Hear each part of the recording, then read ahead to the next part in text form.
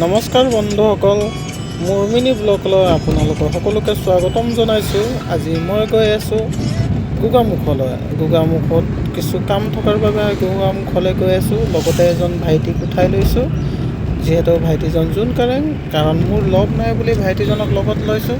তাকে আমি দুয়ো যাত্ৰা কৰি গৈ আছোঁ। যিহেতু ইফালে গোটেই হাইৱেৰ কাম চলি আছে, 4 লাইনৰ কাম হৈ আছে। খুব লাহে লাহে যাব লাগে, সেইকাৰণে সময়ো লাগিব। আকৌ বাটতে আমি অকণমান ফটোশ্বুট কৰিলোঁ, যিহে ভাইটিটোৱে তেওঁৰ কেমেৰাটো লৈ গৈছিলে।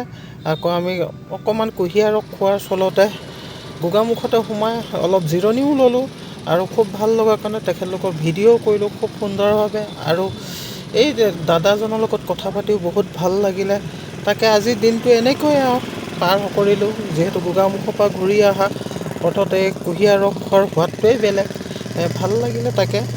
আৰু ইয়াকে কৈ আমি আকৌ ক্ৰমান্বয়ে লাহে লাহে আকৌ যাত্ৰা কৰিছোঁ জোনাইলৈ বুলি। তাকে যাত্ৰা পথত আৰু খুব ভালদৰে যাব লাগিব, কাৰণ ৰাস্তা বেয়া। তাকে আজিলৈ ইমানকে কৰি মোৰ ব্লগটো সামৰণি মাৰিছোঁ। ধন্যবাদ।